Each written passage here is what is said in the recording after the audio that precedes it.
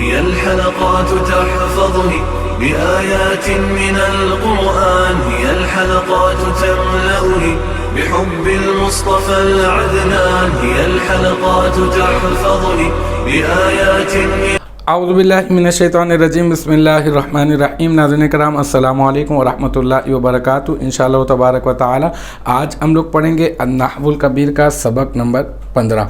اس میں متمکن کی تقسیمات، اب تک جو ہے وہ اس سلسلے میں ہم لوگ تقریباً جو ہے وہ 8 ویڈیوز جو ہے وہ بنا چکے ہیں۔ یہ ہمارا جو ہے وہ پارٹ نمبر 9 ہے، تقریباً جو ہے وہ اس سلسلے میں ہماری یہ 9ویں جو ہے وہ ویڈیو ہے۔ اب تک جو ہے وہ اس میں متمکن کی تقسیمات میں ہم نے جو ہے وہ ابتداءً کیا کیا تھا، ہم نے 3 اعتبارات سے اس میں متمکن کو تقسیم کیا تھا۔ ایک تو یہ کہ تذکیر و تانیث کے لحاظ سے اس میں ہم نے 2 حصوں میں تقسیم کیا تھا، مذکر اور مؤنث۔ پھر مذکر کی تعریف، مذکر کی اقسام میں نے آپ کو بتائی تھی، مثالوں کے ذریعے سے وہ تمام کی تمام جو بحث ہے وہ میں نے آپ کے گوش گزار کر دی۔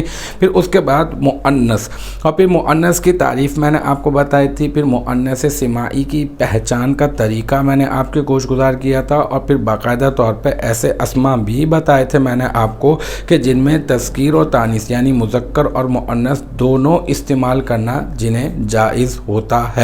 پھر اس کے بعد ہم نے کیا کیا تھا، اس میں متمکن کو ایک اور اعتبار سے تقسیم کیا، اور وہ کیا تھا، تعریف و تنکیر کے لحاظ سے۔ تعریف و تنکیر کے لحاظ سے ہم نے جو کیا تھا یعنی معرفہ اور نکرہ ہونے کے اعتبار سے۔ پھر میں نے آپ کو معرفہ کی تعریف، پھر معرفہ کی اقسام جو ہے وہ میں نے آپ کو بتائی تھی، اور اس کے متعلق جو بھی اہم باتیں تھیں وہ میں نے آپ کے گوش گزار کر دی تھیں۔ پھر اس کے بعد نکرہ کے اوپر آگے ہم لوگ نکرہ کی تعریف میں نے آپ کو بتائی، اس کی مثال میں نے آپ کو بتائی، اور پھر اس سے متعلقہ جو ضروری باتیں تھیں وہ بھی میں نے آپ کے گوش گزار کر دی۔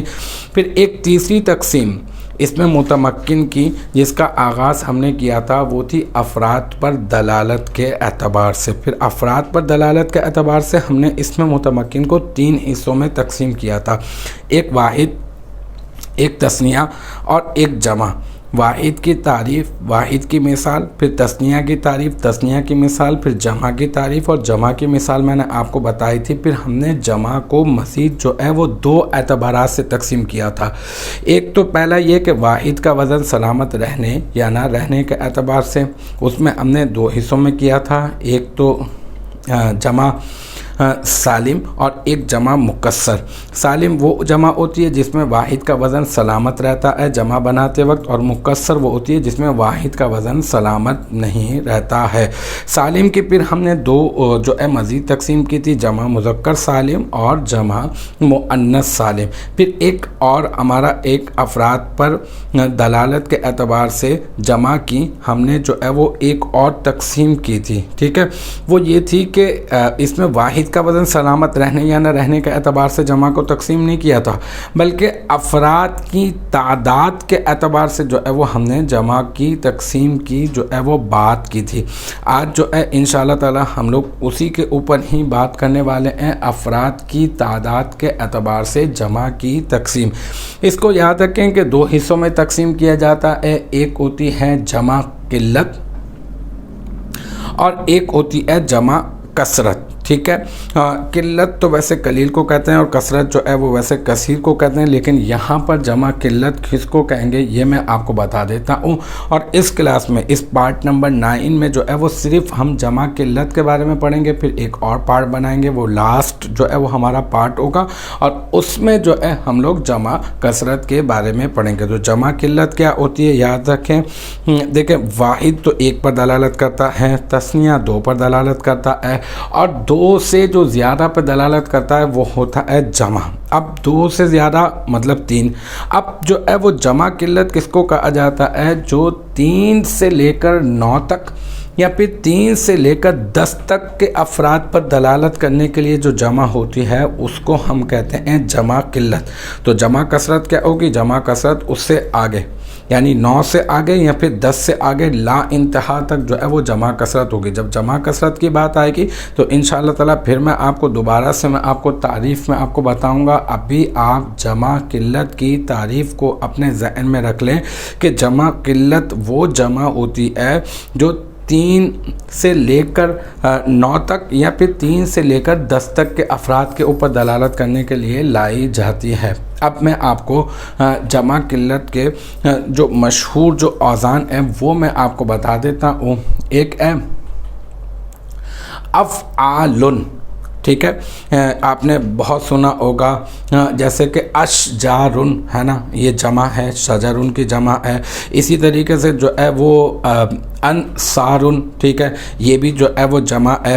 اسی طرح سے جو ہے وہ ایک جمع ہے، ایک لفظ ہے قولن۔ قولن کی جمع کیا آتی ہے؟ قولن کی جمع آتی ہے اقوالن۔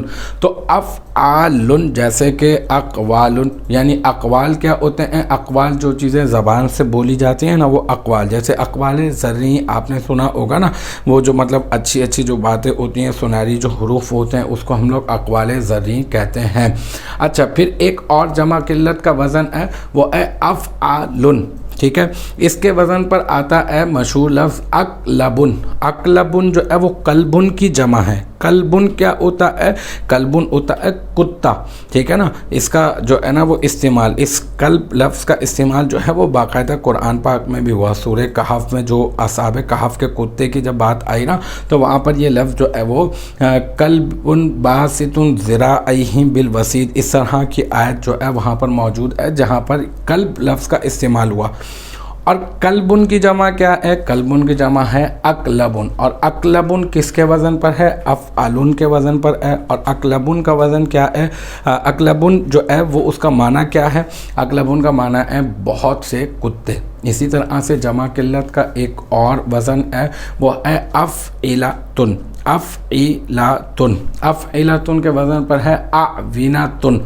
اعوینتن کیا ہوتا ہے؟ اعوینتن درمیانی عمر والی کو کہتے ہیں، درمیانی عمر والیوں کو کہتے ہیں، ٹھیک ہے نا، کیونکہ یہ جمع ہو جائے گی تو پھر درمیانی عمر والیوں کو کہتے ہیں۔